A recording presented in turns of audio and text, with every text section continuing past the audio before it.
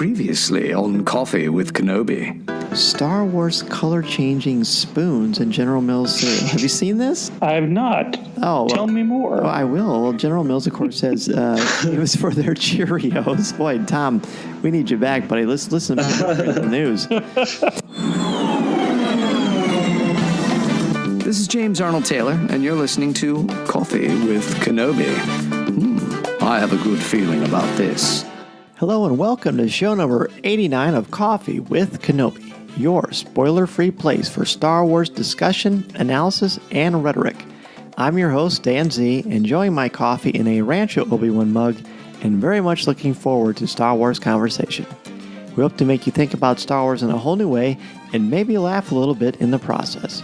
On today's show, we discuss a specific nuance during the ending of Rogue One that we're going to look at a little more closely. I'll talk with our co-hosts about the newest episodes of Forces of Destiny. CWK newsman Tom Gross will bring us the latest Star Wars news.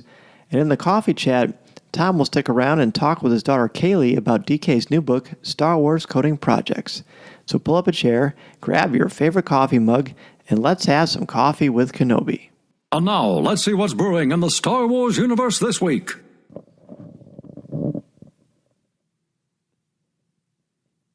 I want to start off the show by apologizing for the sound quality at the beginning of show number 88.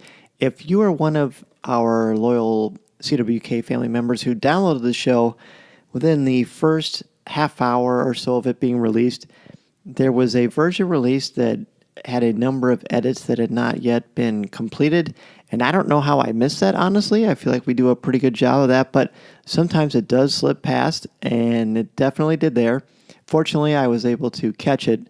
Actually, I was driving to work, listening to the newest show, and I heard the errors, and I thought, oh no, I got to fix this thing. So as soon as I got to work and I had a moment, I was able to fix it and re-release a clean copy. So if you heard our book study for Chapter 1 of Leia, and it was a little bit choppy, please remove that and re-download it. The new clean file, I think, will be much more effective and impactful for what we're hoping to do with our CWK book study.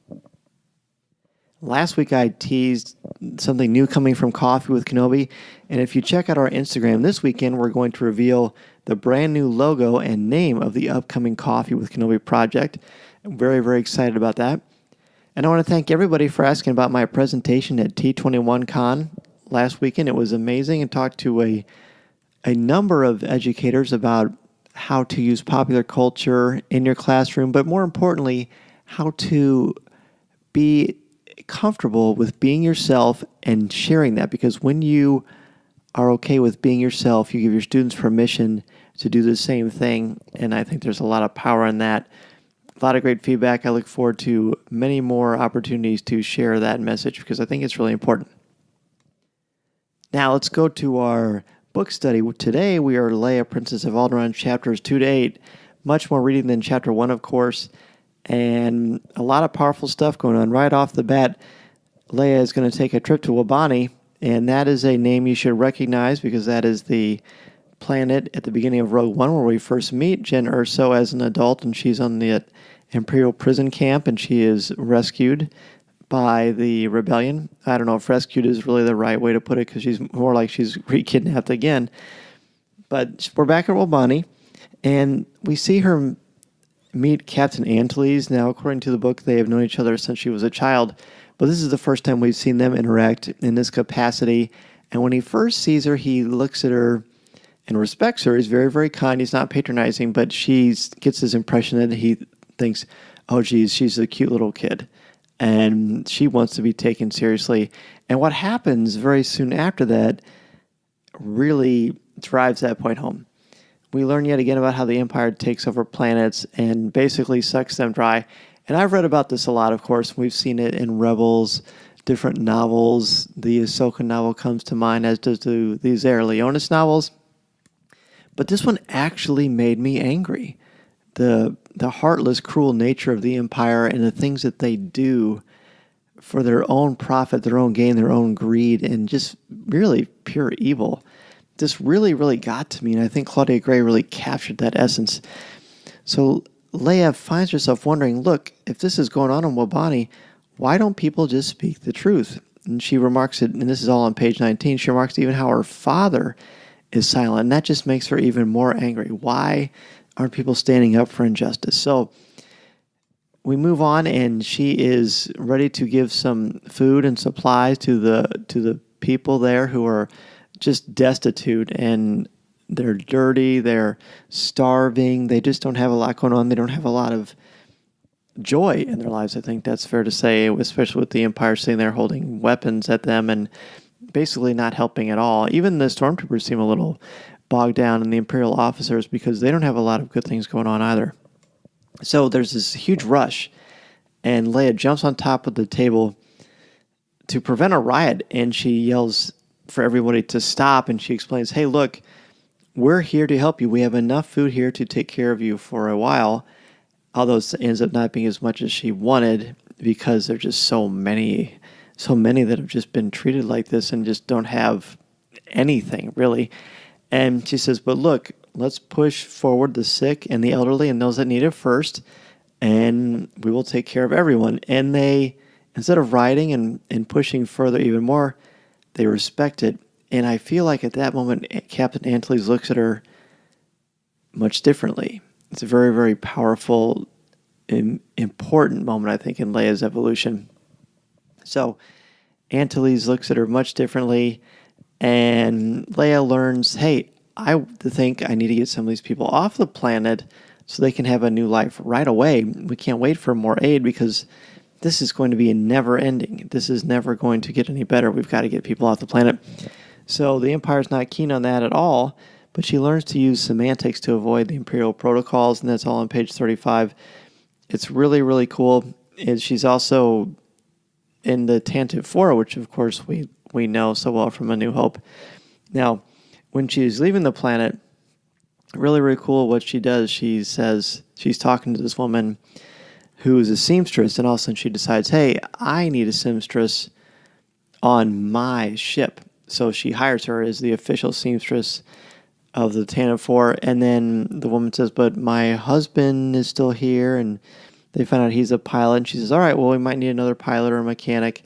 Takes him. She ends up taking, I think, 100 people, quite a few people, onto the ship, and she does it all by basically finding a way to circumvent the rules that they have. Another way we see the burgeoning leader who's a politician and a warrior at the same time. She can do either with courage and bravery, and it's really instinct for her. It's, you're seeing the pedigree, you're seeing the Skywalker in her, you're seeing what kind of person Leia is. So when they're leaving, she goes to Alderaan Station, which is the Imperial facility. You can't jump to light speed because there are Imperial restrictions, so they have to stop at Alderaan Station first. And she notices that it's severely damaged and crippled, and she thinks people are fighting back. I don't think she ever really had realized or at least acknowledged that the Empire, people don't like the Empire, as we know. And so the rebellion, she doesn't know about the rebellion, but she does notice that people are fighting back, and that's something that really sticks with her. Now, her mother shows up, and she's not crazy about what Leia did, taking people from Wobani, and the reason is because they've been trying to negotiate a resettlement of Wobani for months, and this whole stunt of Leia's messed things up. And that causes her a lot of grief and duress because she doesn't want to hurt the cause. She wants to help people, so it's confusing. I think we're seeing here that there are ways to look in the world differently, and Leia sees that, and it's sort of hard to find when people are just looking at things in black and white. She thinks there's another way, and she's starting to learn that while that's true, there's still certain things she needs to learn about from her mother and her father. So we jump forward to chapter 5, and we've got, she's got to go on the Panza Peak, and this is part of her trials that we talked about on the last show. She meets a number of other participants. Keir Doman, I think that's how you pronounce it. He and Leia have a bit of a flirting / mutual respect for one another. You've got Chief Pongi. She is the drill sergeant, and she leads them all to the top of this mountain. And she basically says, look, you've got 4 hours to make it back or you're going to get kicked out of the class. They don't want that to happen. So They are definitely struggling to see who's going to take over. And when that happens, Leia, of course, rises to the top.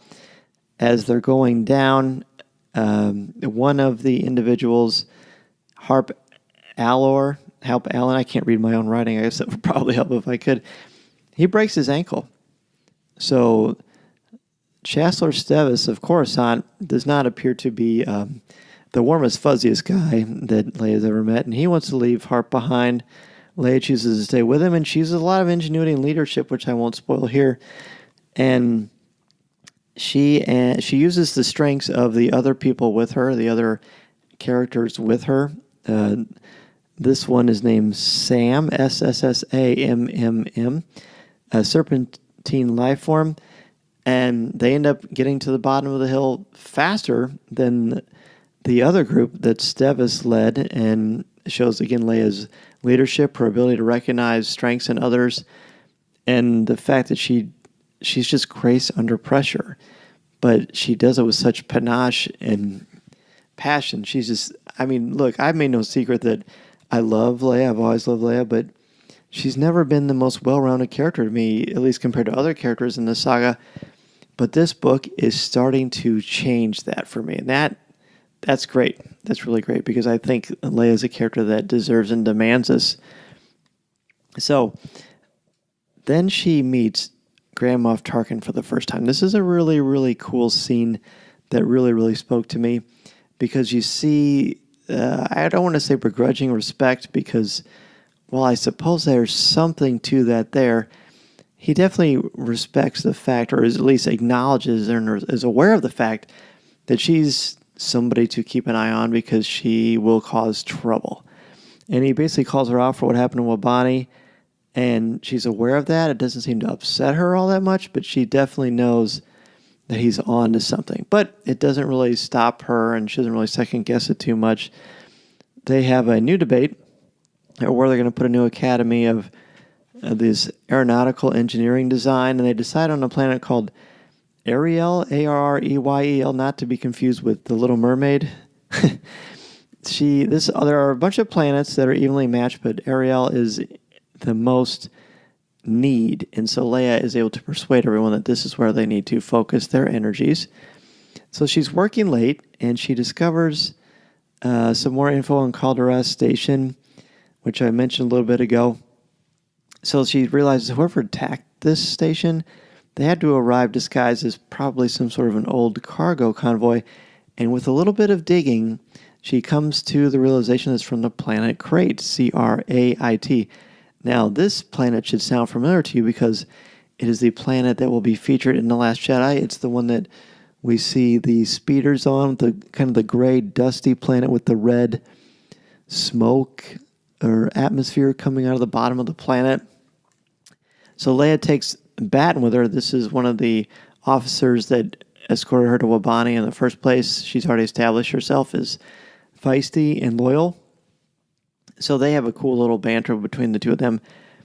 And when they land, they're basically taken down through a tractor beam. And Leia agrees to go with these soldiers that come and hold her at gunpoint. Now, Batten is not wanting her to go by herself, and she's pretty adamant about it. But Leia says, no, I need to do this. And then on page 115, something weird happens. I don't know if weird is the right word, but something interesting happens where she thinks to herself, well, Batten's going to be safe.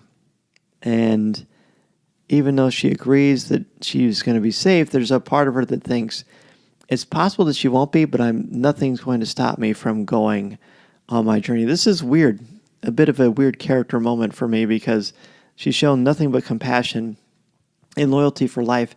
But in this really, really quick moment, she says, look, whether or not she's going to be safe, I have to go. That is, I don't know that it's troubling. I think that shows that this is where she's 16, right? You're 16, no matter how mature and precocious you are, you're still not an adult. And this is where a little bit of curiosity and this bravado shows up. And it'll be interesting to see where that takes us. Now, where it does take us, and I'm assuming if you're still listening to this particular section of the book study, you know that you've either read this part or you're comfortable with it being spoiled, because something really cool happens at the end of this. She finds out this planet that she's investigated and led to, and these people that have, in essence, kind of kidnapped her, they're led by her father. And this is the wow moment, and you just get the feeling that this is where he's going to bring her into the fold and tell her what the rebellion is, that it exists, and what it's really all about. Now, right before that moment, she realizes on page 116 that there could be violence, and she grabs her blaster, and she acknowledges the fact that I may have to shoot someone. What if I kill someone? Am I ready to deal with that? She doesn't let it weigh her down, because as soon as the door opens, she pulls up the blaster, ready to prepare herself. She is a natural, and every page you just want to see what's going to happen with her. And again, this is I knew Claudia Gray would write a stellar novel. That's a given. But what I didn't know is that it would make me appreciate Leia a little bit more at this stage of her life. We've already seen her through The Force Awakens and Bloodline, and what kind of character she is, and how powerful she is, and what kind of leader she is. But seeing it with her at a young age, it'll be fun to watch A New Hope after seeing this. And this is only through, the first 8 chapters of this novel. So for next week, please read chapters 9 to 15 and let us know what you think about this novel so far. Definitely weigh in with your thoughts, comments, and opinions, and I will be happy to share them on the next show. Joining us today for a cup of coffee is Skywalking Through Neverland's Sarah Woloski. Welcome, Sarah. Hey, I am excited to be here, and I hear we're talking Forces of Destiny, which is my new favorite obsession, so ready to go. I am very excited to hear that, and I thought, I know she loves those, so this is perfect. There's 4 new ones to talk about. We will definitely dive into that very soon.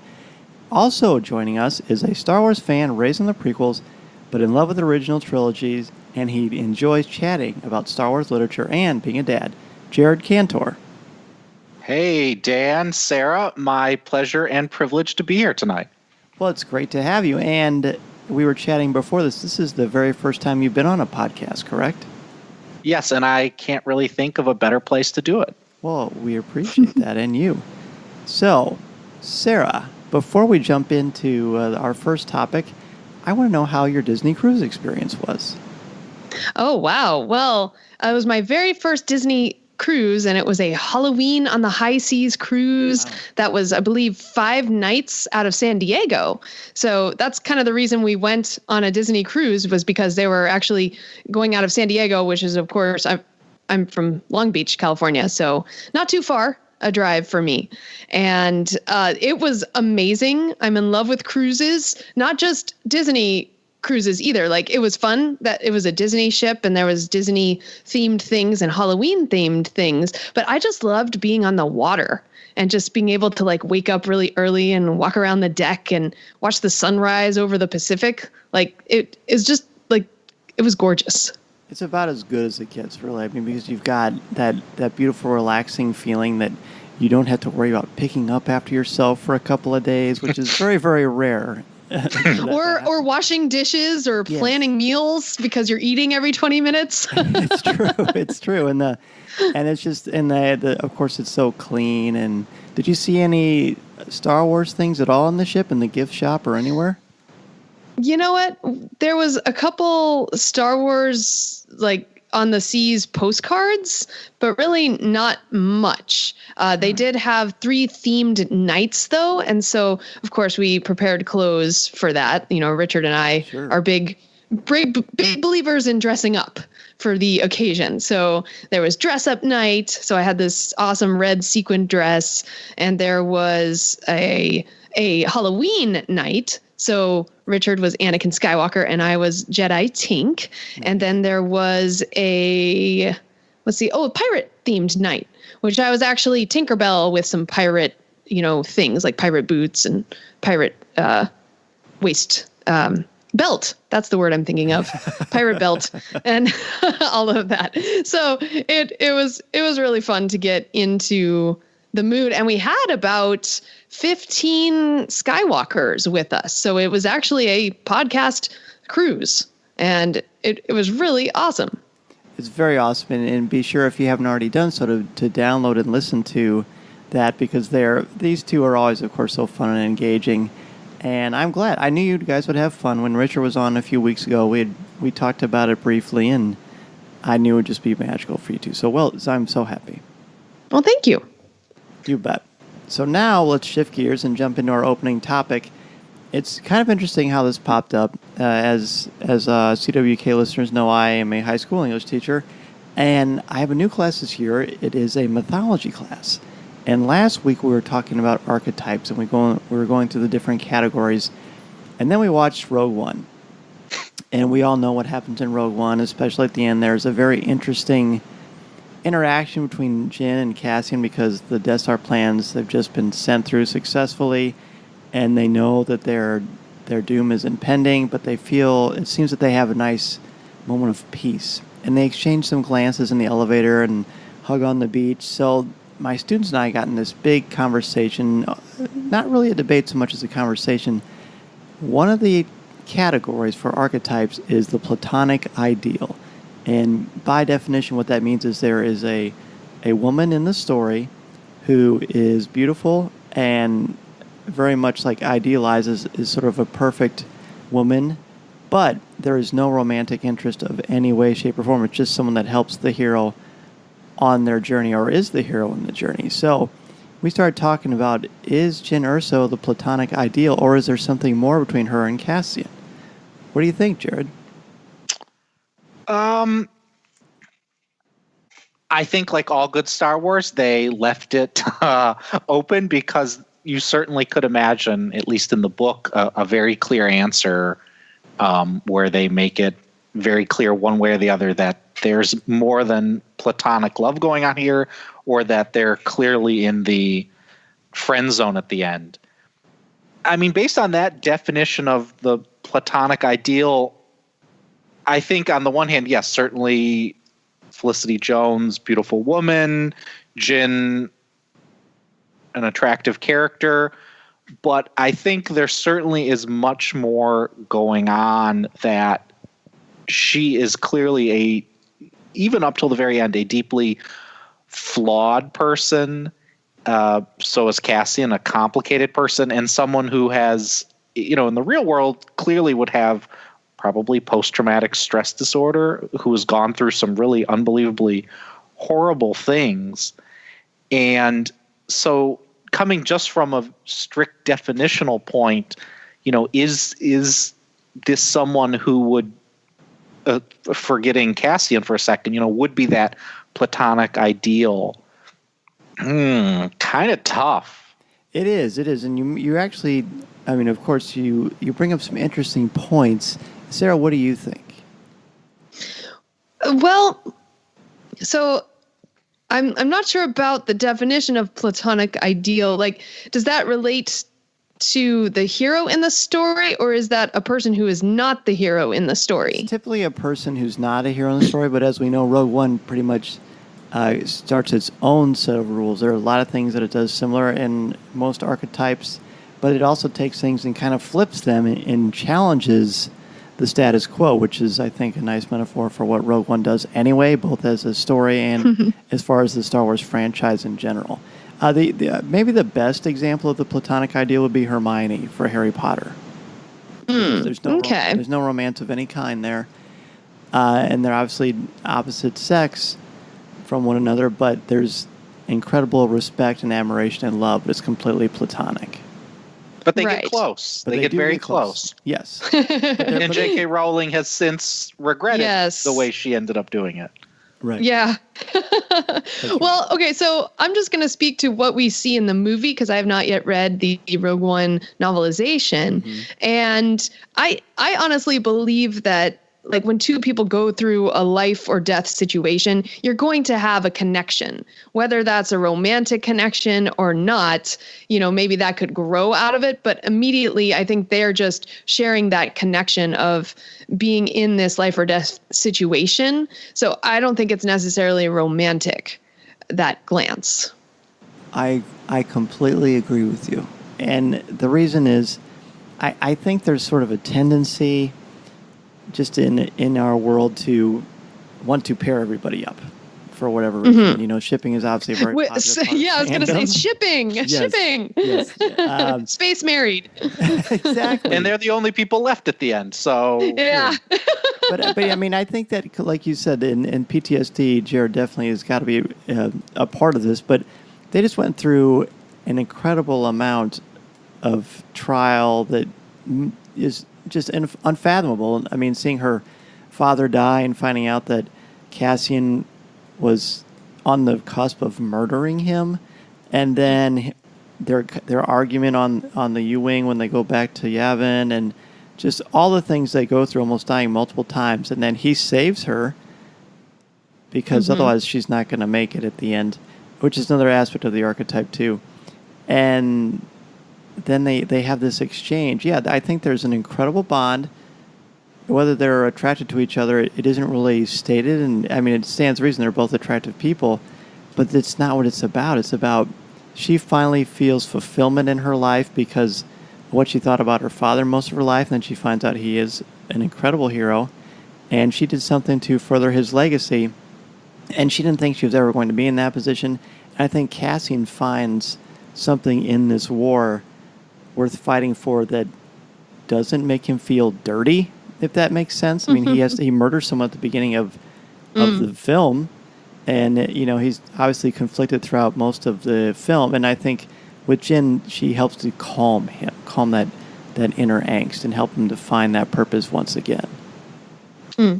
It's interesting you mentioned that because I have read the novelizations, both the junior one and the adult one, and it's interesting at these last moments, especially in the adult novelization, where, you know, they're on the beach and they're kind of smiling. And in the novelization, from Cassian's point of view, he describes her smile, a couple of things, and then he says that it changes her from a hero out of myth to a woman he might have known and understood. But there was no time. He didn't know her. He doesn't know her. There was no time.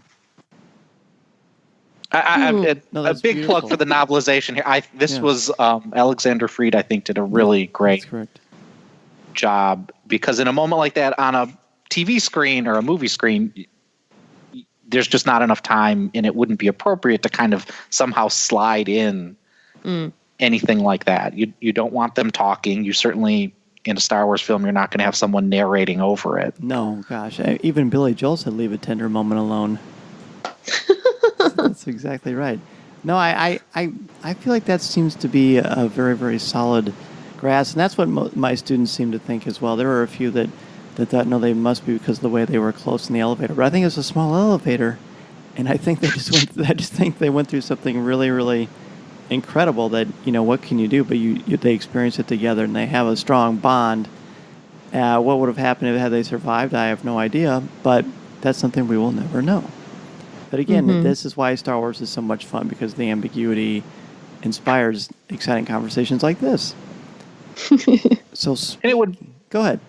I was going to say, it certainly, you could speculate what would have happened with all of these characters, and it's kind of unfortunate that they did all meet their end here, because we can only go back in time with all of them now. Right. I love it, though. I love the Shakespearean aspect of that, the fact that this is their story. It's over, and we move on to the next phase, which, of course, is Luke. And speaking of moving on to the next phase, up next, we're going to discuss the newest episodes of Forces of Destiny. This is Coffee with Kenobi. This is Coffee with Kenobi. Oh, pass the cream, would you? Coffee with Kenobi is sponsored by Penguin Random House Audio. Looking to catch up on the latest Star Wars books? Try listening to them on audio. Featuring sound effects and music directly from the movies, Star Wars audiobooks are the definitive listening experience. From brand new audiobooks such as Phasma and Battlefront 2 Inferno Squad to our blockbuster movie tie-in editions, you'll have plenty to keep you entertained. Visit penguinrandomhouseaudio.com/Star Wars for sample clips and to start listening now. Coffee with Kenobi is also sponsored by the Star Wars Digital Card Trader Collecting app from Topps. If you love Star Wars and love the excitement of chasing your favorite Star Wars collectibles, the Star Wars Digital Card Trader Collecting app from Topps is for you. Download the free app from iTunes or Google Play and collect your favorite images from the classic 1977 Star Wars cards to the Clone Wars, Star Wars Rebels, The Force Awakens, Rogue One, The Last Jedi, and much more. Collect and trade with friends new and old through the Star Wars Digital Card Trader Collecting app from Topps. These are the cards you're looking for. And if you're finding yourself thinking, how can I help Coffee with Kenobi out? I really like this show and I want to do my part. Well, we appreciate that and we appreciate you. And one of the ways you can do that is to be a CWK Patreon contributor. And I want to give a special shout out right now to our CWK Patreon contributors, including Tyler Wiggins, Ben Elkington, Dennis Keithley, Angela Souse, Aaron Harris, Jason Hall, Mediocre Jedi, Connie Shee, Terry Lee, BJ Smith, Nick Deco, Adam Leonard, Jim Capron, Mark Suter, Mike Audette, Eric Struthers, Jared Cantor, and Swara Sala. The Patreon page is something that helps us out in a lot of ways, including producing our show and distributing it through the RSS feed, which is how you send your show to different podcast catchers like iTunes and Google Play, etc. It also helps with the equipment and the upkeep.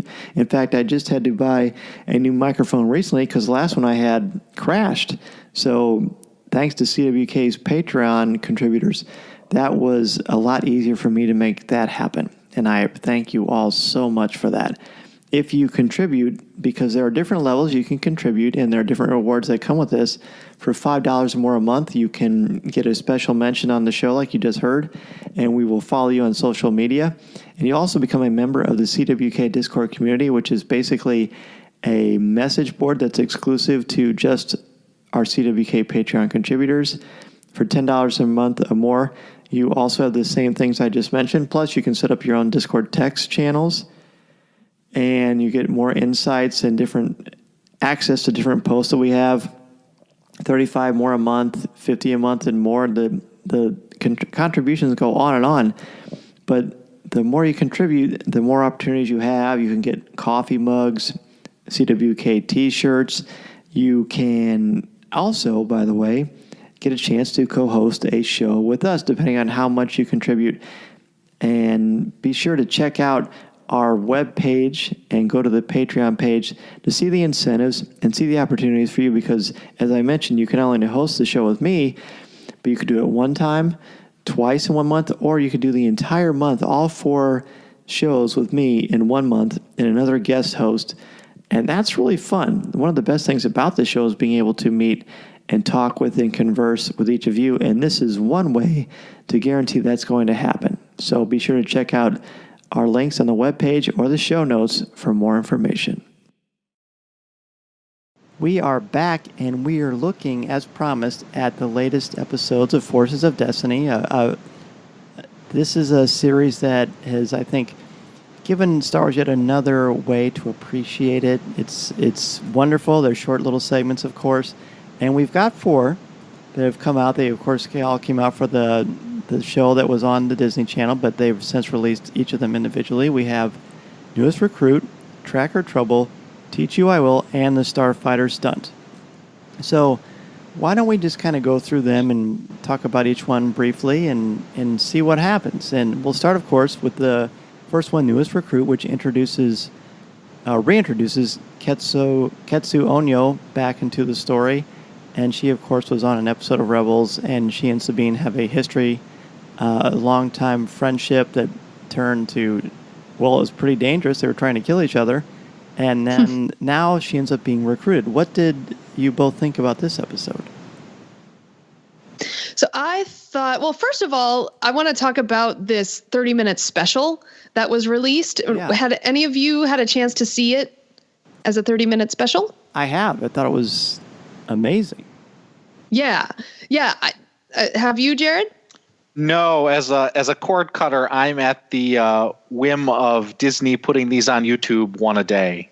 Ah, okay. With no Maz Kanata making her tea. Right. Okay. Because like this is, yeah, as you said, Jared. So yes, you have these 8 episodes. So 4 that we've seen plus these new 4, and interspersed between that is Maz Kanata basically telling you these stories, and yet you see them. So yeah, she's making tea, it gets cold, and then she heats it up again, and and then she's like, perfect at the end. And what I have to say about the 30-minute special is perfect, because it's a way of stringing together these 8 stories that are different time periods, different characters, all within the Star Wars universe, but it connects them together. And so you get an overall feeling of completion when you finish watching it, rather than, watching each of them like in 2-minute little snacks. Sure. You actually get your full meal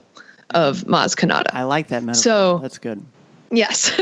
And I think that's the purpose of the books. Oh, yes. That are going to be retelling this as well, is that, and I have the first volume with Sabine and Padme and Rey on it.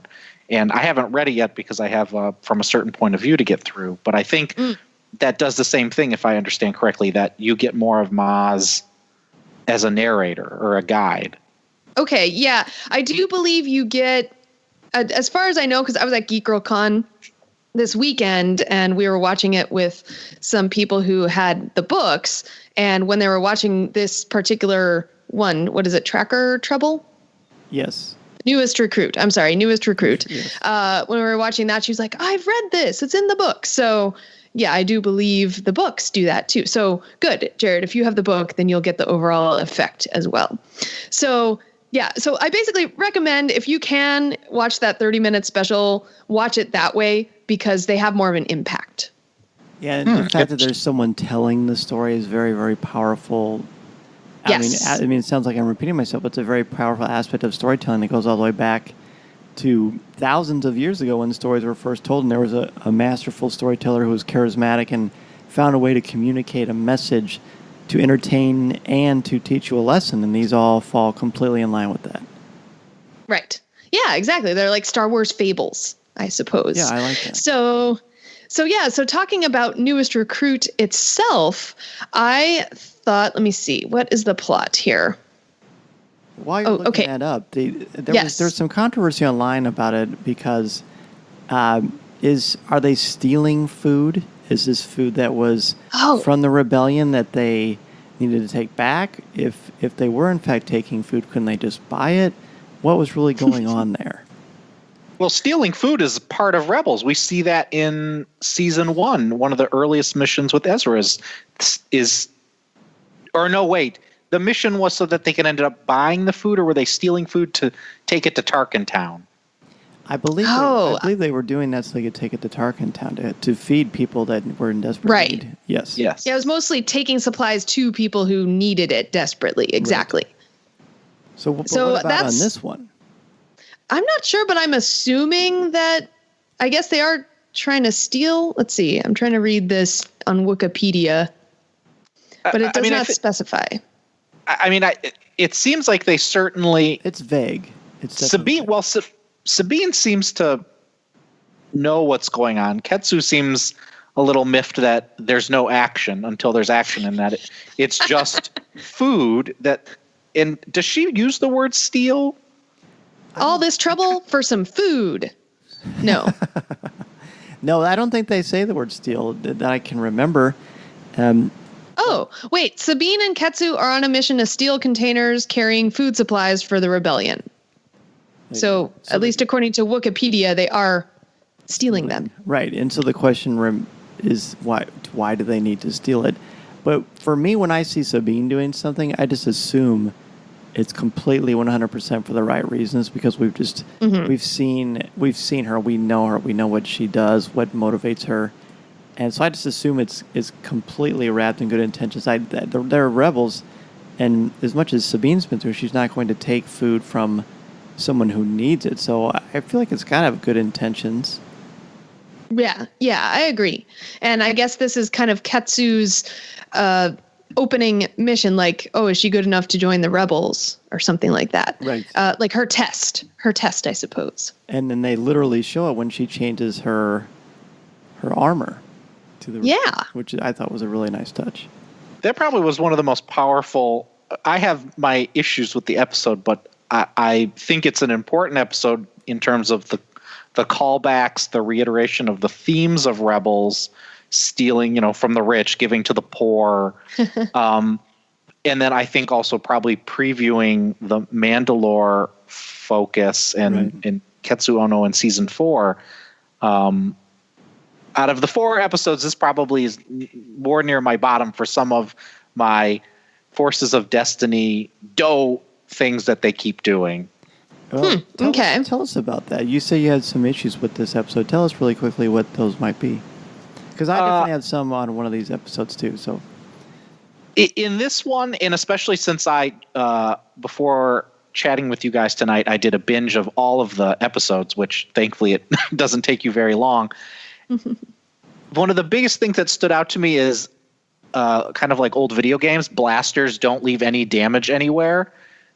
And even when it's the Ghost firing ship weapons, they just are leaving no marks and bouncing off containers. And I realize it's a kids show, but adults watch it. And I think even the age range of kids who watch it, it just kind of seems a bit bizarre. And the random child in a locked container of food. yeah, that's, Where are the parents? And Harris seems very happy at the end that the entire mission was blown apart and all they have is some random miner that now they need to find his or her parents. Yeah, it doesn't seem to mind that it's been taken from the planet. And it also speaks perfect English, which I didn't expect. Adorably perfect English. Yes, exactly. That's funny. Let me see. Well, I did love the part where Hera comes. It's like, oh, Hera's coming. So And that nice it's just little good to see variation her of the- again. Of the music, too, from Rebels when she shows up. Yes. Yeah, I thought that was really cool. Well, let's move on to Tracker Trouble. This would probably be my least favorite of all of them. And the only reason for that is I feel like, because it obviously takes place during The Force Awakens.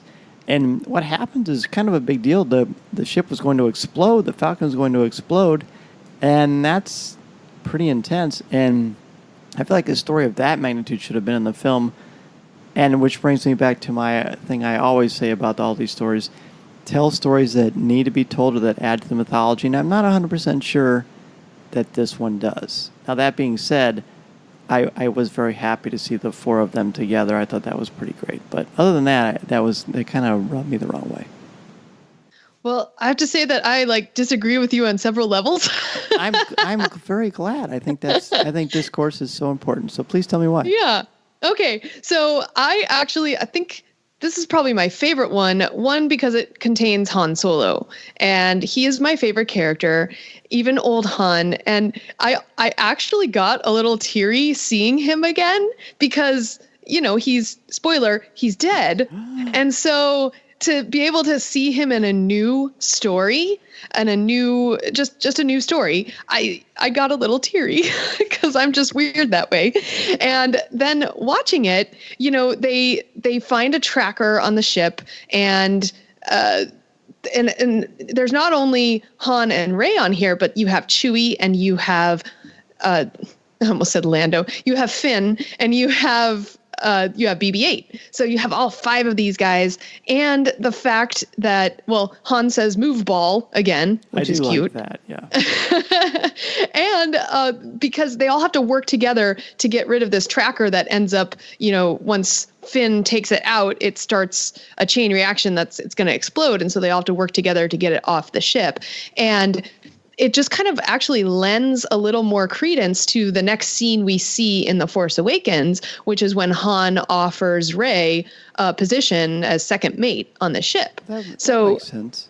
Yeah, I think it actually extends their story and lends a bit more to their emotional bond in The Force Awakens. Well, I appreciate your insights on that. That definitely does kind of put a balm on my memories of that, because I mean, Han is I mean, I love Han. I love Harrison Ford. He's one of my all-time favorite people I've never met. And so that's cool. He's tall. Oh, you have met him, haven't you? I have. Well, yes.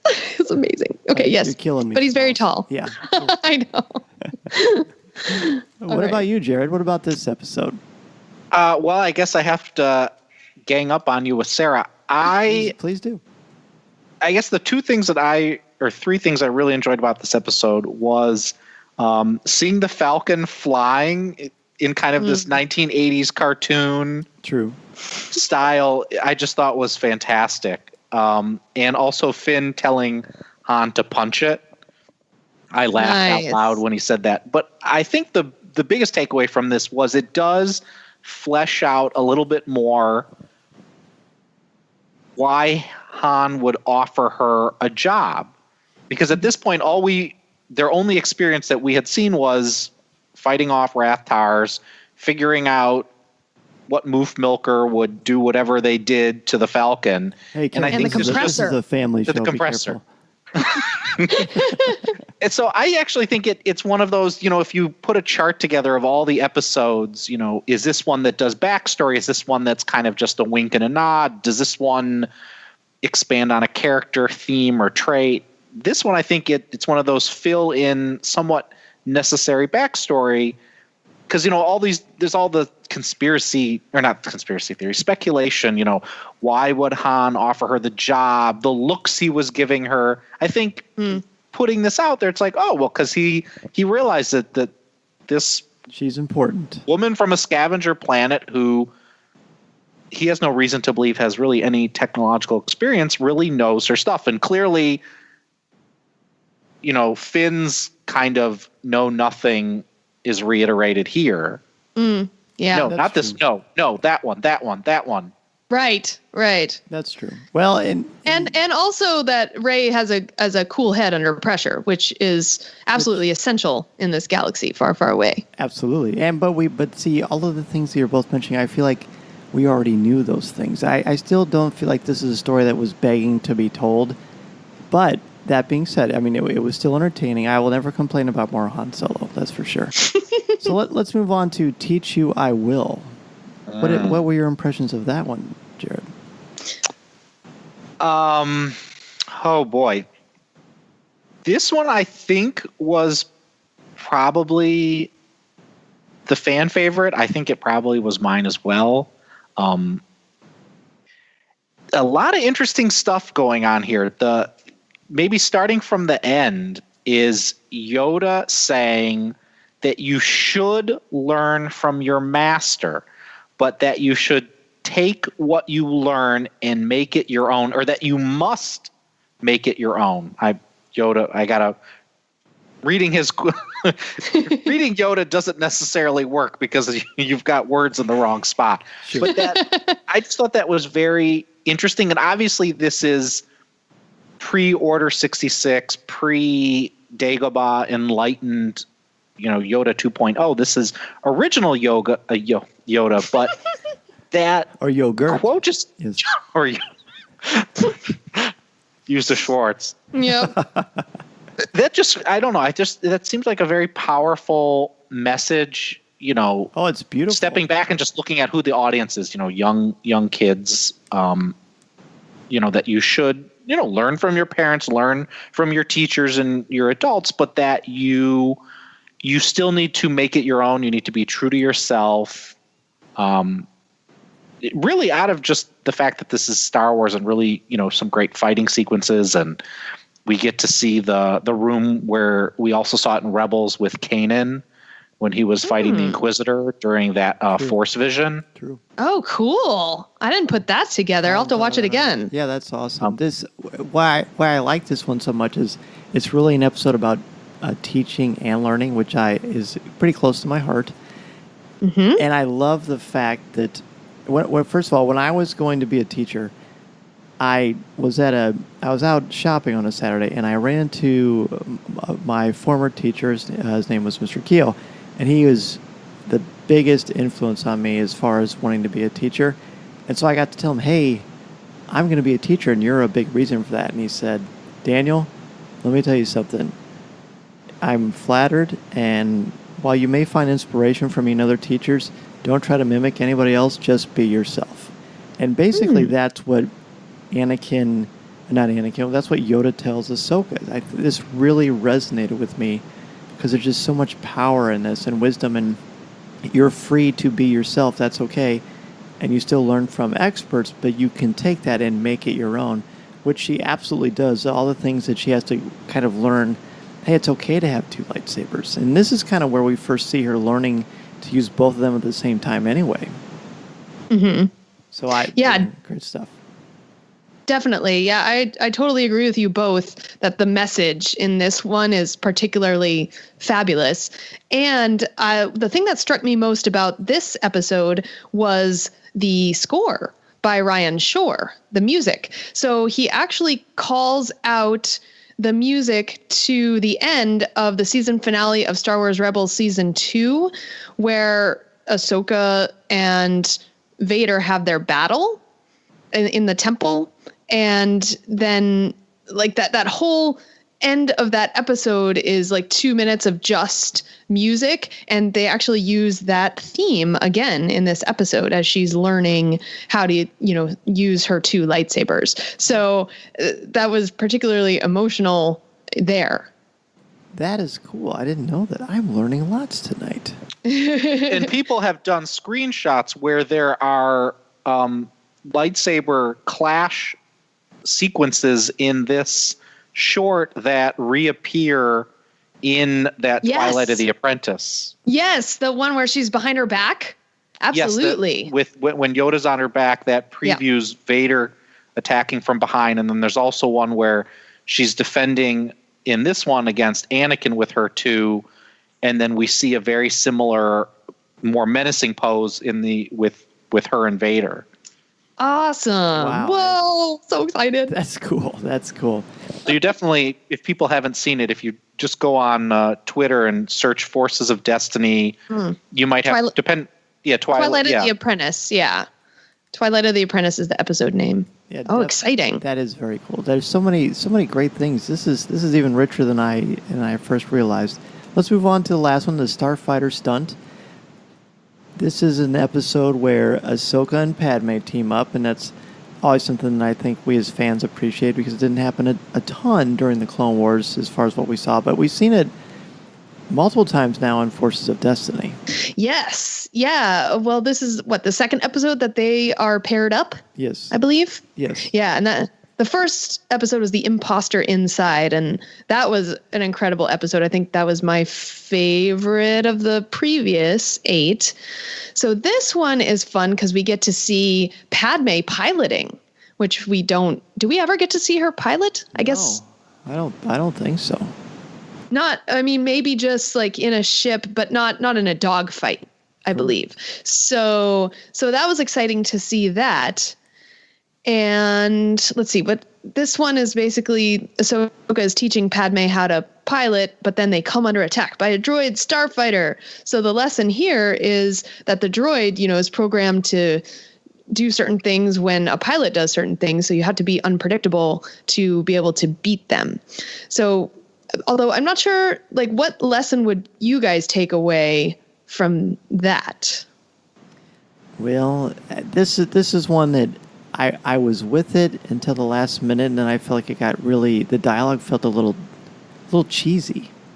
To me, it's almost like they were awkward talking to each other suddenly, and I know that they were trying to portray Ahsoka just been stunned. Basically, I guess that was what the weapon was that hit her, that green ray that zapped her. No, I think it's more about, hey, it's okay to similar to Teach You I Will, but be unexpected. Don't follow the status quo. Kind of march to the beat of your own drummer, because people who are just programmed, whether they're organic or made of metal, if they don't improvise or kind of try to come up with something on their own, they're not going to be as successful. So I like that. Yeah, that makes sense. It was definitely a harder episode to pull out a bigger theme. I think that probably is the theme that they were going for. I think so. It's because they were almost didactic with it. They were pretty straightforward.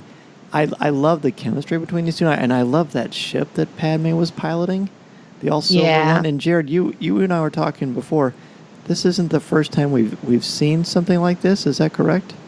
That's correct. When I was, I agree. The chrome-looking Naboo starfighter was beautiful. When I was watching this, I kept thinking, why am I having this recollection? We've seen something like this, and not just baby Anakin flying this. And it occurred to me that issue 3 of Shattered Empire, Leia and Shara Bey go to Naboo, and that's when the Emperor's destroy everything plan has been put into effect, and the weather's being changed, and Leia and Shara Bey and the Queen go into the hangar bay and fly these Naboo starfighters up to try to knock out these weather satellites. And we have kind of a similar thing going on. We see Leia piloting a starfighter. So we have, Padme's daughter kind of in a very similar role. And it just, if people haven't read Shattered Empire, they might want to go look at that, because it really kind of struck me that whether that was a conscious callback, you'd have to think that they know about that. Oh, yeah. That's cool. Well, I have another question about this. The asteroid stream that they're using to destroy, like, is that what that is? Like the path of the asteroid? Are you talking about the blue stuff that Padme? Yes. Yeah, I thought, are they going to the surface? Is this like the atmosphere of the planet? Is this water? What's going on here? I had no idea what that was. Well, because the opening establishing shot is an asteroid going across the screen with that blue streak. So that, I think that's what they're using. They're just flying around this asteroid thing. But you wouldn't think that an asteroid's wake would cause issues with a ship. And there's no precedence for that. And we've seen asteroids plenty of times. We've never seen anything like this. Right. So I was just wondering if you guys had any insight into that. Unless it was a comet. Oh, maybe it is a comet. Then it's certainly, they're close enough to it to where it might not look like it's moving very fast. But if it was a comet, of course, actual science people are probably going to start groaning at this point. But if it was a comet, and if it was near enough to the sun where it would be picking up speed and it would be burning off the ice shards, right? Yeah, all that stuff. I still don't know why that would necessarily these are space. Well, they're in fighters, and that's a droid meant to be essentially a droid starfighter. It seems like that would not really cause a problem, but there's lots of weird things that happen in Star Wars in space. Well, I had a hard time believing that this vulture droid wouldn't know, oh, there's something below me. I've seen Top Gun before. You know what I mean? Well, How did it not realize that? I mean, it's may not be able to improvise, but it's also not, it's not dumb. Well, we do see a lot of dumb separatist droids. Well, that's true. I guess it's not doing calculus or anything of that nature. We get to see a smart droid. We see R2. That's true. Yeah, I'm surprised that the comet, being in that comet, the wake of the comet or meteor or asteroid or cool rock, whatever it is, I'm surprised that didn't have more of an impact, but I don't know. It's kind of great that we even have these to be able to look at and examine and scrutinize them, because there's some great stuff here. The way that this is being delivered to us, I find it wonderful and refreshing, and how cool that we have so much to talk about in these little 2 and 3 minute segments. I know, and now we have to wait all the way until October 29th. Before we get the next ones. But until then, I can play with my 5 Forces of Destiny adventure figures. That's right. Do either of you think that we will see more Forces of Destiny next year? Oh, I hope so. I mean, there's certainly plenty of stories to tell, and plenty of, well, you know what? I think we'll see more Forces of Destiny with, say, the 2 sisters who we're going to meet in The Last Jedi. Good point. Them. So yeah, I guess the more female characters we have, and who knows, they might add more male characters as well. I don't know. All I know is I love if any of you want to see photos of my Forces of Destiny dolls on cruise ships or at Geek Girl Con or in Seattle or in LA, you can just go to my Instagram at Jedi Tink, because that's like all I've been doing lately. It's taking those pictures. I love it. Well, let's go ahead and I'm going to take a break and check out Sarah's Instagram. So when we return, we're going to have Tom with us to do the news. This is Coffee with Kenobi. Greetings. This is Obi-Wan Kenobi, and you're listening to Coffee with Kenobi.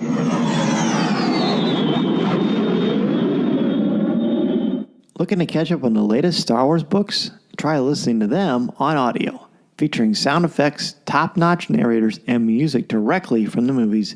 Star Wars audiobooks are the definitive listening experience.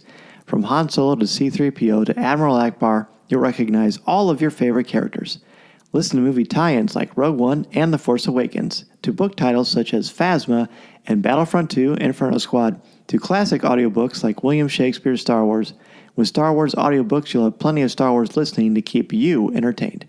Visit penguinrandomhouseaudio.com/Star Wars for sample clips and to start listening now. The Star Wars Digital Card Trader Collecting app features incredible images from many aspects of the saga, including the original trilogy, the prequels, the Clone Wars, Rebels, The Force Awakens, and Rogue One. It's the quality you have come to expect from Topps. It's also easy to get into and really fun, too. Your favorite Star Wars characters, scenes, and moments are in every pack. To get started, download the app for free from iTunes or Google Play, and then be sure to open the app each day for free credits to spend on card packs from the Cantina. Plus, if you can't get what you're looking for, there's a place to trade with your friends as you complete your Star Wars collection. And if you're an experienced collector, there are exclusive cards, special inserts, and autograph opportunities for you to enjoy. Don't worry about missing the cards and sets you want either, as you can sign up for notifications right on the app. The Star Wars Digital Card Trader Collecting app from Topps can be downloaded for free from iTunes or Google Play. Be sure to download the app and start your collection today. The Star Wars Digital Card Trader Collecting app from Topps is available now. And remember, these are the cards you're looking for.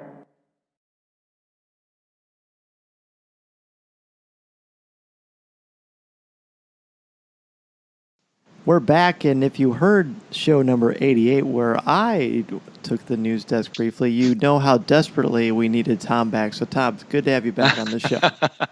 Oh, it's great to be back, and I'm feeling so much better. So much better. Good. What do you have for us tonight? Well, Disney has struck a deal with National Cinemedia to provide exclusive upcoming film content to the theater pre-show program called Noovie. This new partnership will premiere in theaters this Friday, October 6th. Noovie, which is replacing longtime pre-show program First Look, will be a 20-minute program that includes exclusive video along with advertisement commercials. Disney says that it will start with exclusive footage from the upcoming Pixar film Coco, then with the partnership currently signed on through June of 2018, has plans to provide exclusive behind-the-scenes looks at Star Wars The Last Jedi, Black Panther, A Wrinkle in Time, Avengers Infinity War, The Incredibles 2, and the untitled Han Solo movie. With Cinemedia, owned in part by AMC Entertainment, Regal Entertainment Group, and Cinemark National, Noovie will be shown on over 20,000 screens in 1,700 U.S. theaters. I guess we don't want to be late to the theater anymore because according to The Hollywood Reporter, most of the new content will be aired early in the Noovie program. Which means we won't be stuck watching like some weird 10-minute Trident commercial or whatever they've been doing to us. I'm interested in this because I don't really know what to expect. I'm assuming it'll be, you said 20,000 movie theaters, correct? 20,000 screens, 1,700 theaters in the U.S. Because it's really not a lot. I mean, honestly, I mean, this is probably just sort of a trial thing. It's like a quarter, right? Yeah, right. Yeah, pretty much. So, what do you all think about this? So it's which theater chain? It is Cinemedia is owned by AMC, Regal, and Cinemark National. Oh, wow. So a lot of the big ones. Okay. Yeah. And it's content that that you see before the film. So, well, if it allows any like behind the scenes things, I always like watching those before I get to the movie, before I watch the movie, because I'm one of those people who comes to the movie super early than I need to, even if my seats are assigned. So I like watching all that stuff. Yeah, it just adds to the cinema experience, I think. I think it's really, really neat that they're doing this. I mean, my position would be, I guess, on the one hand, I go to maybe 2 movies a year. Yeah. And if it's a year where there's Star Wars movies out, those are the only 2 movies. But even if I went to more movies, it seems like it can't possibly be worse than what we've been forced to endure for the last several years. And those are, I go to AMC and Regal, so it would be something new and exciting for the first 5 or 6 viewings, and then well, anything that isn't those dreadful Fandango brown bag puppets that they used to have from years ago is a good thing.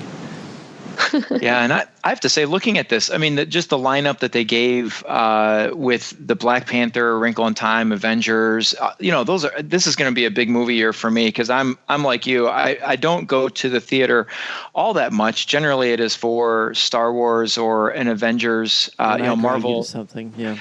Yeah, right, exactly. And but this is going to be a big movie year, and so I think it's cool that we might be able to get some of those behind the scenes early. Mm-hmm. I agree. What else is going on? Another comic convention is upon us with the New York Comic-Con this weekend. LEGO has a Star Wars exclusive set for the convention. From LEGO's Brickheads collection, LEGO presents an exclusive Boba Fett with Han Solo and Carbonite set. According to StarWars.com, all decorated parts are new and exclusive to this model, and Han Solo will feature the largest Brickheads base to date. The piece count for the set stands at 329 pieces, and the set will run for $40. And this will only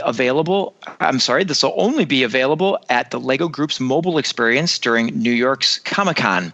Some notables from the set, in my opinion, are the helmet details on Boba Fett as well as his rocket pack. Then Han's carbonite encasement has all those little controllers on the side, and Han's eyes and hand details are pretty fun too. And finally, as a collector, I like that the bases of both characters include a Star Wars New York Comic-Con nameplate. They will definitely be display worthy. Oh, for sure. The challenge is going to be snagging them. I'm still a little bit disappointed that I wasn't able to get the LEGO exclusive from Celebration Orlando, because I'm sure these are going to be extremely popular. Have either of you seen this one? I'm looking at it right now. That's supposed to be Han Solo and Carbonite. That looks like, if you didn't know, like if he wasn't standing next to Boba Fett, you'd be like, what is this like thing? But so how do you really feel? I'm sorry. You know what? I save my money for itty bitties and geek fashion. Yes, if you're looking at it, look at his little hands sticking out. Oh, let me see. Oh, the little hand. That's funny. That's fun. So you can actually put like a spear in his hands or something, because like it would work. But I do, if I'm saving my money for anything Lego, it's going to be that ultimate Millennium Falcon crazy set that's like 7,000 pieces or something ridiculous. Oh yeah. Did you guys, Absolutely. Oh yeah, we talked about that quite a bit. That thing is amazing. Yeah. But although you need like a separate room to display it. It's true. In your house. But yeah, so this is cute. And, exclusive of any convention are kind of, everyone wants them. So I see. I'm assuming people will want it. So good luck to them. Well, Tom, LEGO should hire you, because the way you described it sounds a lot more impressive than the actual image. But that's for people who like the brickheads, right? I don't collect the brickheads, but for people who do, I'm sure that they are thrilled, and more power to them. They are definitely a unique piece, yeah.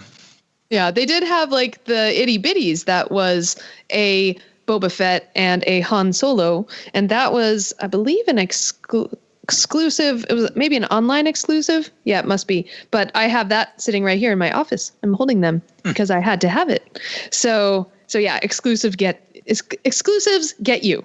Han Solo in this thing looks kind of like Phineas or Ferb, either one, really. Nice. It's an exclusive. I mean, that's right. about as much as you can say. Right. Yeah. Well, this is the first week of October, of course, and for most, that makes us think of pumpkin, fall, and Halloween, but it means something entirely different to this school librarian, Star Wars Reads Day. This is a national event that we have celebrated locally for 4 years. And on the national scene, there will be special events this October 7th at Disney stores, Pottery Barn Kids, Hannah Anderson, and online at Zulily. Check local stores for participation. And there's also a fun activity packet and coloring pages that can be found on starwars.com, but definitely check with your local bookstore or local libraries for special events, which leads me to this Saturday special event where Coffee with Kenobi will be recording live to discuss Star Wars Reads Day and the importance of literacy. No Dan, way. you've been at... Yes, did I tell you? Did I Is not? Corey going to be there? Because otherwise I really don't want to go.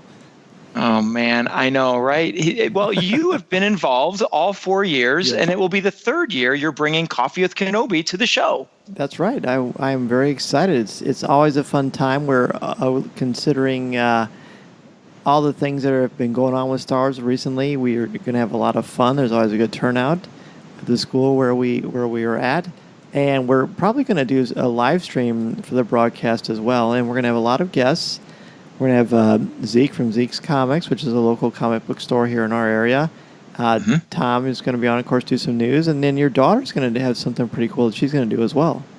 She is. She's going to take the DK Star Wars coding book, and she's going to do some live coding right there and try her best to to explain to you what she's doing. And it's a fun book, and I think that'll be a neat feature on the show for sure.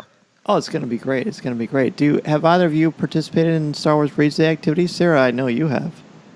Yeah, absolutely. In fact, I've done face painting the last couple years at one of my local libraries dressed as Princess Leia. So that's been fun. And it's fun to see what kids, girls and boys will ask for in the face painting realm. You know, I've done BB-8s. I've done the Rebels Firebird, which is pink and orange, which the girls love, and all kinds of fun face painting. So yeah, that's always a blast to do that. That's cool. Now, will you be doing face painting at the Rancho Obi-Wan Gala this year? Because I'll Oh, nice. Oh, that might be a way to pay for my wine tasting. Exactly. That's an expensive face paint. Now I should face paint before the wine tasting, though. That's right. Yeah, otherwise you might look like something I did. Yes. No, I plan to just enjoy myself at Rancho Obi-Wan, but I'm excited about that. And yeah, I just love, doing artwork anywhere. That's cool. Jared, what has your experience with Star Wars Reads Day been like? I have not done anything, and I'm kind of kicking myself, but my excuse, as for many things, is I have a very young child who's only going to be 2 this Halloween. But I think we're getting closer to where this kind of thing would be right up his alley, because he does love books, and I have a growing pile of Star Wars children's books that I keep telling my wife I will eventually let him touch. So I can see some future point where the things converge and we can do a Star Wars Reads Day. Yeah, Dan, I was just saying that I've been so glad that you have been able to participate in our Star Wars Reads Day event. And I have to say, one of my favorite parts about doing this is we do a sit down and throughout the whole morning where we have student athletes at our school read Star Wars books to the kids. And it is so neat seeing the little kids, just idolizing, and the big kids and the athletes are such role models and reading Star Wars books, and it's just it is such a fun event, and I'm so grateful and happy that Star Wars has made this a national event, to promote reading and literacy. Oh, it's great. I'm very much looking forward to being a part of it again and just seeing a look on kids' faces when they walk in and see the 501st or get to practice with their Stormtrooper Nerf guns or just, on the crafts that you and Maureen have made. It's just a ton of fun. Yeah, it really is. So looking forward to Saturday. Absolutely. Well, thank you. As always, Tom, we look forward to Star Wars Reads Day, and we'll have a Coffee with Kenobi episode highlighting just that. All right. We'll see you then. Very good. So we're going to go ahead and take a break, and we're going to do something a little bit different on our next segment. Tom is going to stick around and share a review he and his daughter Kayleigh did on DK's new book, Star Wars Coding Projects. This is Coffee with Kenobi. Coffee? Tea? Or me, Obi-Wan Kenobi? It's Coffee with Kenobi. Coffee with Kenobi was sponsored by Penguin Random House Audio. Looking to catch up on the latest Star Wars books? Try listening to them on audio. Featuring sound effects and music directly from the movies, Star Wars audiobooks are the definitive listening experience. From brand new audiobooks such as Phasma and Battlefront 2 Inferno Squad to our blockbuster movie tie-in editions, you'll have plenty to keep you entertained. Visit penguinrandomhouseaudio.com/Star Wars for sample clips and to start listening now. Coffee with Kenobi was also sponsored by the Star Wars Digital Card Trader Collecting app from Topps. If you love Star Wars and love the excitement of chasing your favorite Star Wars collectibles, the Star Wars Digital Card Trader Collecting app from Topps is for you.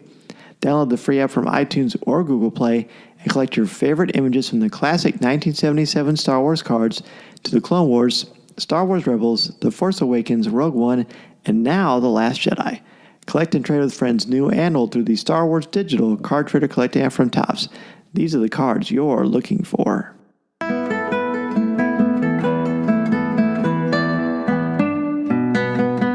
Hello, everybody. It's Tom, your Coffee with Kenobi newsman, and today I'm joined with my often mentioned during the news segment daughter, Kayleigh. How you doing, Kayleigh? I'm doing great. And how was school today? Good. Just good? No, it was awesome. It was awesome. Well, I guess we'll have to talk about what was awesome later. We don't get to talk much, so I at least had to ask her about how her day was. But we're here today to talk about a DK book, a new DK book coming out, and DK sent it to Coffee with Kenobi, so Kayleigh and I sat down and went through it. It is the DK Star Wars Coding Projects Using Scratch by John Woodcock and John Hall. And Kayleigh, I just wanted to ask you, tell me a little bit about this book, this Star Wars Coding Projects book. So it's pretty much a coding book, and it takes you through step by step how to code, and it shows you how to code. And one of my favorite parts about it is the illustrations and how they were designed and how they look like those coding little characters that you're normally looking for. Yeah, the book is loaded with Star Wars icons of BB-8 and Rey and Finn and C-3PO, Yoda, and you name it, they are in here. So Kayleigh, the book isn't just you mentioned the step-by-step coding activities, yeah. But there was more at the very beginning of the book that I wanted to talk a little bit about. Could you let us know or tell us what the beginning of the book had in it? So in the beginning of the book, it introduces you to coding, and it gives you some keywords or vocab words such as sprites, which are little characters almost. Sometimes they're Star Wars characters and sometimes they're not, such as balls. And also another one of the vocab words was script. And a script is the coding blocks that you put together, and the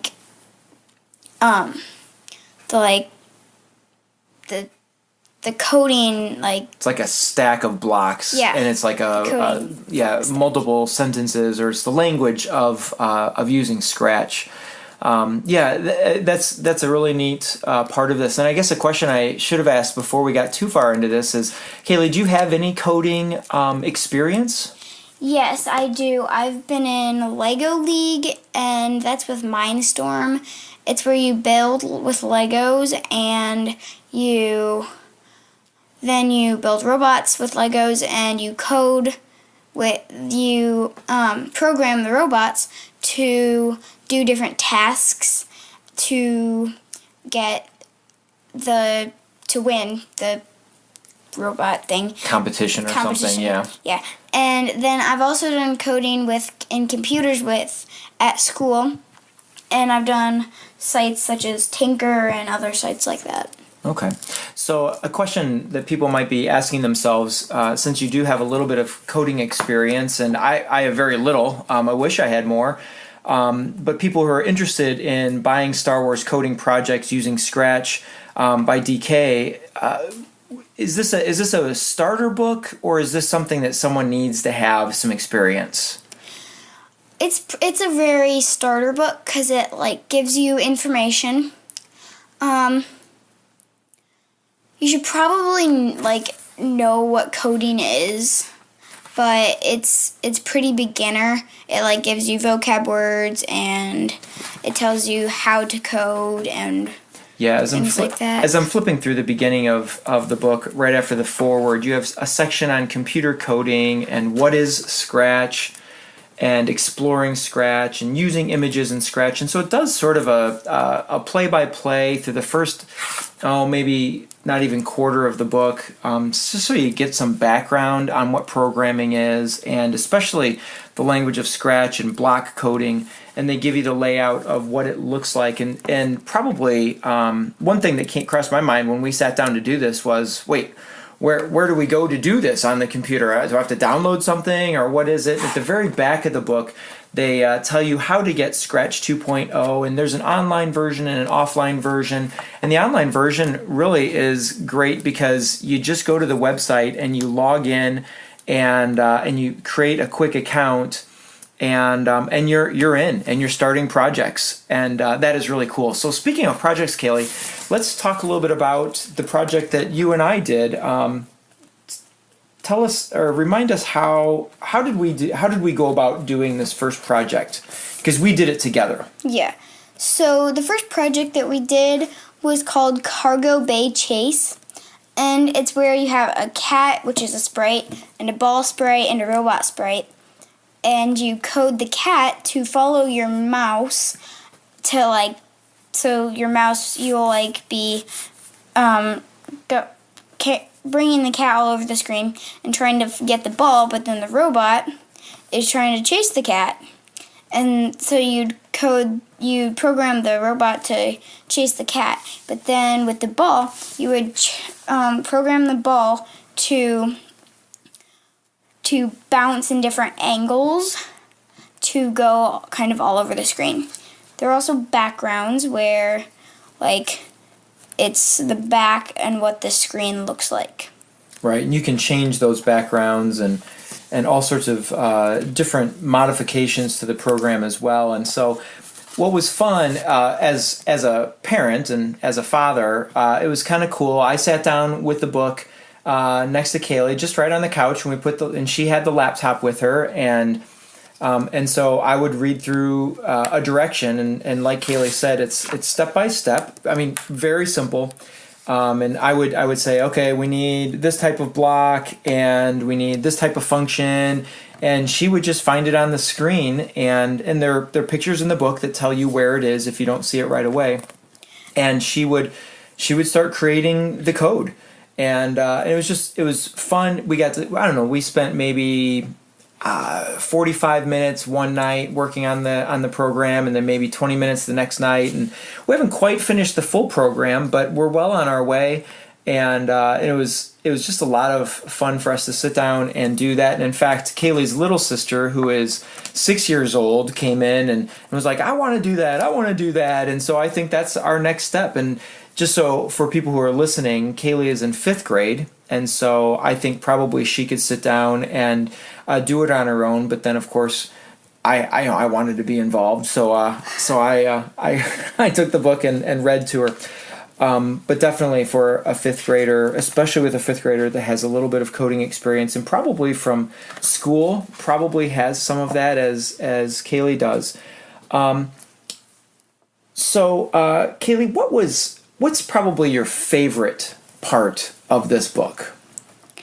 One of my favorites, well, a couple of my favorite parts were that they involved Star Wars characters into the book. And like I said in the beginning, I really liked illustrations and how that the Star Wars characters like make you feel like you're in the coding world or the Wonderland. galaxy. Yeah, the coding galaxy.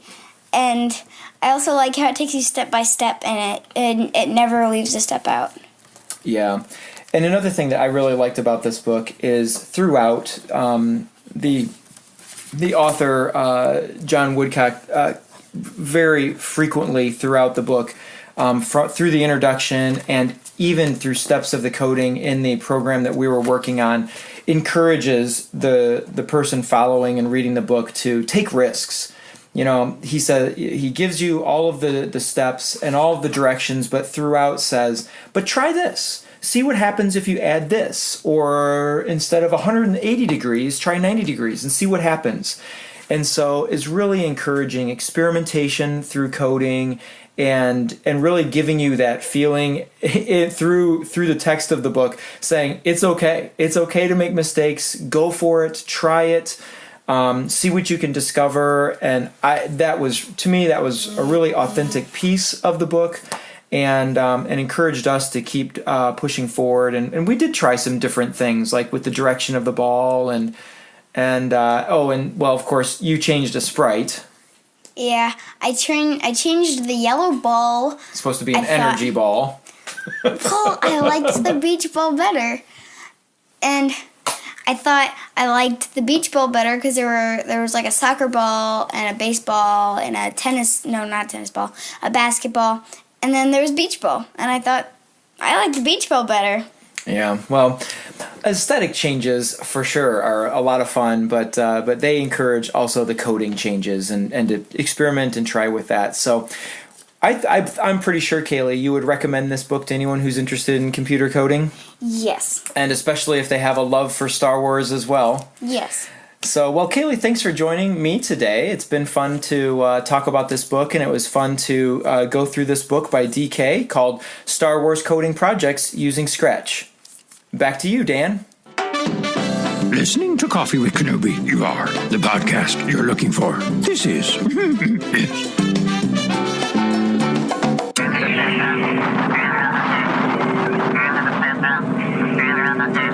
Before we get to email, I want to thank our CWK sponsors, Penguin Random House Audio and the Star Wars Digital Card Trader Collecting app from Topps. Please support them the way they support our podcast, and remember to listen to new and archive shows of Coffee with Kenobi wherever you listen to podcasts, including iTunes, Google Play, Spotify, iHeartRadio, YouTube, Player FM, our Coffee with Kenobi website, www.coffeewithkenobi.com, or wherever you enjoy listening to your favorite shows. And if you listen to the show through iTunes, please leave us a review. We are also on Facebook, Twitter, Instagram, Pinterest, and Tumblr, and would love for you to check us out there. Be sure to listen to our CWK family of shows too, including Legends Library, Rebels Reactions, Comics with Kenobi, and Lattes with Leia. A big thank you to Sarah Woloski and Jared Cantor for joining us today. Where can listeners get in touch with each of you if they want to ask either of you a question or just say hello? All right. Well, you can find me. I am on Twitter at Jedi Tink. Once again, you can find a lot of Forces of Destiny character pictures there. And also, I, of course, do Skywalking Through Neverland, a Star Wars Disney podcast with my husband, Richard. And we are always doing meetups. We live in LA. And actually, we're really excited. Next week, we are going to have Jennifer Murrow, the sole writer of Forces of Destiny series, on our show. So we're going to ask her some of the questions we've come up with tonight in our discussion, and very excited to do that. Yeah. And also you can find us, or you can find me on Fangirls Going Rogue, which we are going to release our 50th episode. We're a monthly show. Our 50th episode this week. We're super excited about that. And we just were over the weekend together at Geek Girl Con. And we usually live across the country. So like Teresa lives in Austin, Texas. I live in California, and Trisha Barr lives in Florida. So super fun to be able to actually record that 50th episode together in the same room. It was amazing. So we also have a bunch of fun celebrities on our show as well, including Dave Filoni, which we discussed was our most exciting episode to record with him, where we asked him about #HotCallus. that's where it all grew into the phenomenon that it is. Well, congratulations on 50 episodes. That's wonderful. Thank you very much. You bet. And Jared, where can people reach out to you? Well, that's a hard act to follow there. I am on the Twitter at Jared Cantor, one word. And since that is my pretty much only online Star Wars presence, if anyone has any interesting thoughts, they can shoot me a tweet. I try to tweet at least a couple times a month so people think I'm still alive. And 99% of the time it's Star Wars, 1% of the time it's probably about being a dad. Oh, all wonderful things. Well, we will definitely have links to all these things in the show notes, and I want to thank each and every one of you for listening to and supporting Coffee with Kenobi and for contributing to Star Wars Conversation. We will be back next week with 2 new co-hosts and more Star Wars talk. And if you are participating in the CWK Book Study, be sure to read chapters 9 to 15 of Leia, Princess of Alderaan for next week. And stay tuned to our Instagram and Insta story for a big reveal this weekend regarding something new and exciting coming from Coffee with Kenobi. This is a podcast you're looking for. This podcast is not endorsed by the Walt Disney Company or Lucasfilm Limited. It is intended for entertainment and informational purposes only. The official Star Wars website can be found at www.starwars.com. Star Wars, all names, sounds, and any other Star Wars-related items are registered trademarks and or copyrights of Disney and their respective trademark and copyright holders. All original content of this podcast is the intellectual property of Coffee with Kenobi unless otherwise indicated. This is the podcast you're looking for. There's no one here. Move along. Move along.